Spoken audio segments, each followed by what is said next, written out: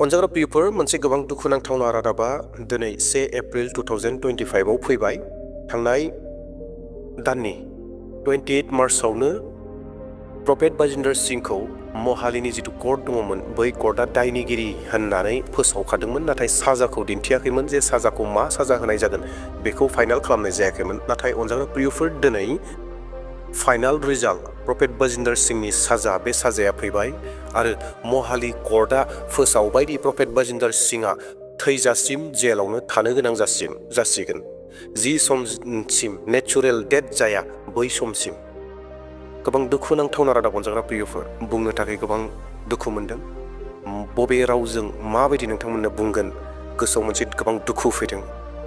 मानोना प्रफेट बाजिंदर सिंहआ मोनसे इसोरनि खामानि मावबाय थादोंमोन आरो बे इसोरनि खामानि मावबाय थानायाव गोबांखिनि जाथायफोरा हयथ' जानानै थांबाय। अनजाग्रा प्रियफोर, जोङो बाइबेलाव थोंजोङै नुनो मोन्दों सैताना जिसुखौनो नागाराखै आनजाद खालामनो थाखाय।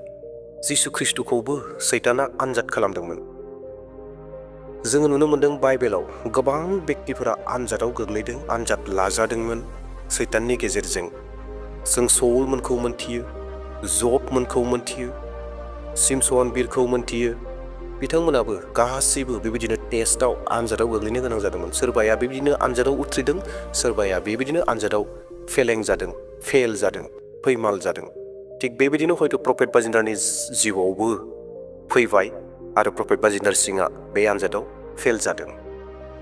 अनजाग्रा प्रियफोर, मानसिनि आयेन सायनायाव हयथ' गोरोन्थिफोर थानो हागौ, मिस्टेक्सफोर जानो हागौ, नाथाय इसोरनि जिथु आयेन सायनाय, इसोरनि आयेन सायनायाव माब्लाबाबो गोरोन्थिया जाया। दा बेवहाय गासै बाथ्राखौ, सैथो बाथ्राखौ इसोरा मोनथिगौ। दिनै बुहुमनि भारत सरकारनि जिथु केस आयेन बायदि प्रफेट बाजिंदर सिंहखौ साजा होबाय, थैजासिम बिथाङा जेलाव थानो गोनां जासिगोन।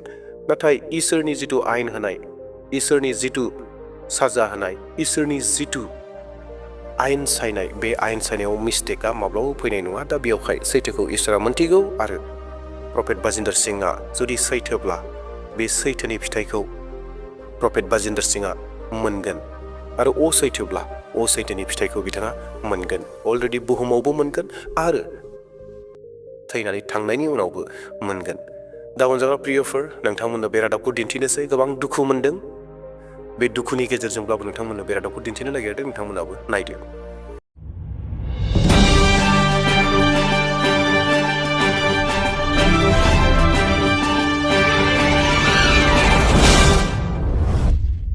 पादरी बजिंदर सिंह को उम्र कैद की सजा सुना दी गई है। मोहाली की स्थानीय अदालत ने सुनाई है सजा। 2018 का रेप केस का ये मामला है, पादरी को सजा सुनाई गई है।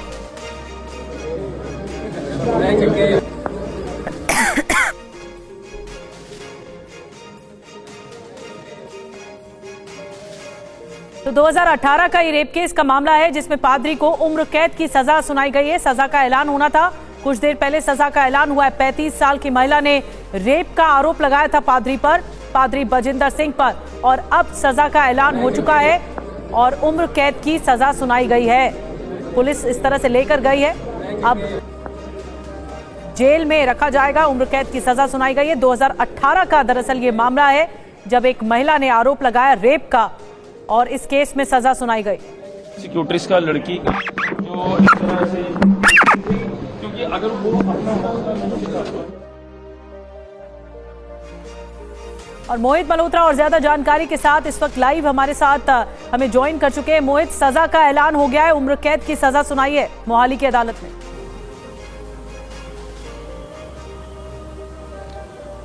जी देखिए, प्रॉफिट बजिंदर सिंह को उम्र कैद की सज़ा सुनाई गई है। उसके ऊपर रेप का ये आरोप 2018 में लगा था और जो पीड़ित लड़की है वो पहले जो बजिंदर सिंह की चर्च है वहीं पर काम करती थी। उसने सीधे तौर पे कहा था कि उसको विदेश भेजे जाने के नाम पर झांसे में लिया गया और उसके साथ रेप किया गया, उसका वीडियो बनाकर उसे ब्लैकमेल भी किया गया। इसी मामले को लेकर लगातार मोहाली कोर्ट में सुनवाई चल रही थी और आज फैसले का दिन मुकर्रर किया गया था।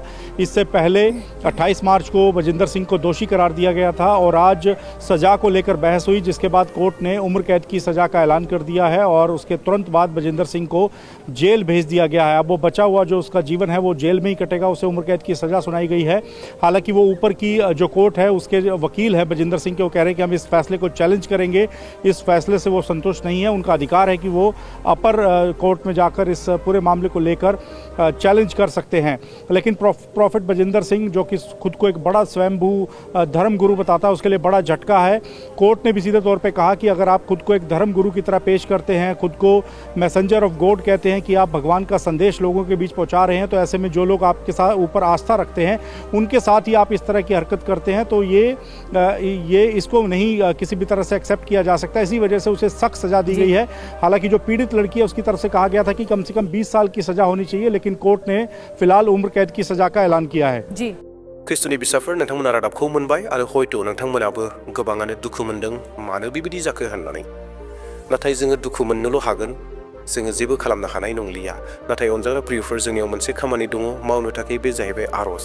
दा बेयावहाय साफ्रोमबो नायगिरि नोंथांमोनखौ खावलायदों आर'ज खालामगोन प्रफेट बाजिन्दर सिंहनि जिथु हानजा दङ, हानजाफोरनि थाखाय जि मिनिस्ट्रि दङ, इसोरनि खामानि मावदोंमोन, बे इसोरनि खामानिनि थाखाय जेन इसोरनि खामानि मावनाया जेन हमथा जायालाबानो, थाथ'आ लाबानो सोलिबाय थायो, बिनि थाखाय आर'ज खालाम। प्रफेट बाजिन्दर सिंहनि नखर खुरमा बाहागोनि थाखाय आर'ज खालामदो, मानोना बिथांमोना थारैनो गोबां दुखुआव दङ, दुखुआव थागोन। मानोना प्रफेट बाजिन्दर सिंहआ जोबजासिम जेलाव, थैजासिम जेलाव थानो गोनां जासिगोन आरो दिनै बेखौ फोसावनानै होखाबाय। नोंथांमोना अलरेडि निउसखौ नुनो मोनखाबाय। दा बेयावहाय आर'ज खालामदो जेन बिथांमोना बे दुखुनि समावबो रंजा बाजायै इसोरखौ खुलुमनो सिबिनो हायो आरो लोगोसे प्रफेट बाजिन्दर सिंहनि इसोरनि जिथु मिनिस्ट्रि दङमोन, बिथांनि जिथु हानजा दङमोन, बे हानजाफोरा जेन इसोरनि खामानि मावनायाव लोरबां जाया, बिथांमोना जेन इसोरनि खामानिखौ मावख्रुबलांबाय थागोन, बेबायदिनि थाखाय जोङो आर'ज खालामदों। अनजाग्रा प्रियफोर, भिडिअखौ शेयार खालामगोन जेन जों साफ्रोमबो प्रफेट बाजिन्दर सिंहनि मिनिस्ट्रिनि थाखाय आर'ज खालामनो हायो, नखरनि थाखाय आर'ज खालामनो हायो आरो बिथांनि हानजाफोरनि थाखाय आर'ज खालामनो हायो जेन इसोरनि खामानिया थाथ'आलाबो सोलिबाय थायो। आरो लोगोसे मोनसे लाइक होनानै गालांगोन आरो सोरबा जुदि आंनि चेनेलाव गोदान फैदोंब्ला साबस्क्राइब खालामाखैब्ला चेनेलखौ साबस्क्राइब खालामदो। दे अब्ला अनजाग्रा प्रियफोर, गोबां दुखुनि बाथ्रा, दिनैनि भिडिअखौ बेसेबां दोनथ'नोसै, गोबां दुखुनि गेजेरजों बिदाय लाबाय। Thank you.